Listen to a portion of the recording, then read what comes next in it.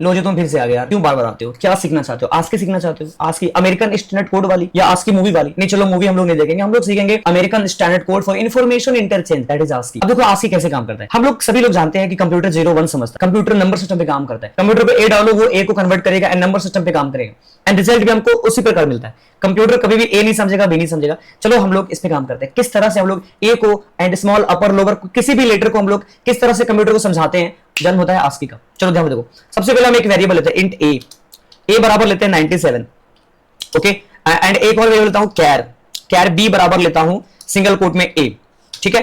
अब देखो बाबू, मैंने ना दो वेरिएबल लिए, पहला लिया मैंने ए को इंटीजर में रखा, उसमें 97 वैल्यू है, मान लो कि 97 कोई वैल्यू है और वो किसी पर्टिकुलर एबीसीडी का वो एक नंबर है, मान लेते हैं ऐसा, मान लेते हैं जैसे आपको पता ना कि भाई कमरा नंबर 1, तो हम मान लेते हैं वेरिएबल का नंबर है 97। अभी कहानी यहीं पे शुरू होगी एंड आपको टिप्स दूंगा मैं आपको। एंड मैंने एक वेरिएबल लिया बी एंड बी का मान है ए। अब ए की जगह हम जेड भी ले सकते थे, सी भी ले सकते थे, लेकिन हमने शुरुआत किया ए से। अब चलो हम इसको प्रिंट आउट करते हैं। देखो अभी सिंपल सा रहेगा कि जब हम पहले वेरिएबल को प्रिंट आउट करते हैं वैल्यू प्रतिशत डी के साथ ए करते हैं, तो आप सब कहोगे हाँ सर बिल्कुल, वहां पे तो हमारा 97 आ जाएगा। एंड हम अगली वैल्यू जो हमारी कैरेक्टर है हम इसे करेंगे सी से प्रिंट, तो आप सभी लोग कहोगे सर जी यहां पे रिजल्ट में ए आ जाएगा क्योंकि आपने बी का मान ए लिया है।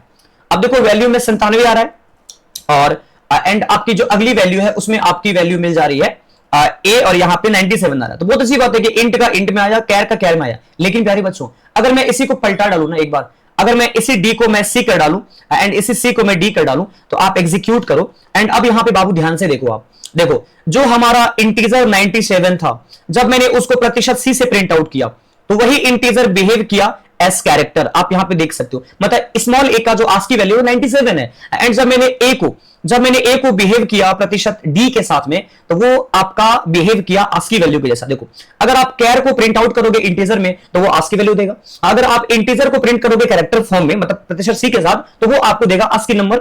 आई बात समझ में? तो कैरेक्टर को डी में करोगे तो आस्की नंबर देगा एंड इंटीजर को प्रिंट आउट करोगे सी के साथ तो वो आपको कैरेक्टर देगा। आई बात समझ में? अब ध्यान से देखो, तो 97 हमारा इंटीजर है लेकिन उसका वो किस लेटर का आस्की नंबर है, तो वो ए है। आई बात समझ में? एंड आप इसी तरीके से आप किसी भी नंबर का आस्की निकाल सकते हो। सपोज मान लो कि आपको 100 नंबर किसी का तो आस्की नंबर होगा भाई। चलो हमें निकालना है 100, तो मैं निकालता हूं भाई 100, ठीक है। अब हम जैसे यहां पे 100 लेंगे तो हम देखते हैं कि ये किसका आस्की है। देखो ये डी का आस्की है। अब अगर मान लो हमें एट द रेट का आस्की नंबर निकालना है, एट द रेट का आस्की नंबर क्या वो निकालना है, तो अगर आप इसको एग्जीक्यूट करते हो भाई तो एट द रेट का 64 देखो यहां पे दिख रहा होगा। तो इस प्रकार हम इंटीजर को कैरेक्टर में, कैरेक्टर को इंटीजर में इजीली किसी भी नंबर का आस्की नंबर को प्राप्त कर सकते हैं।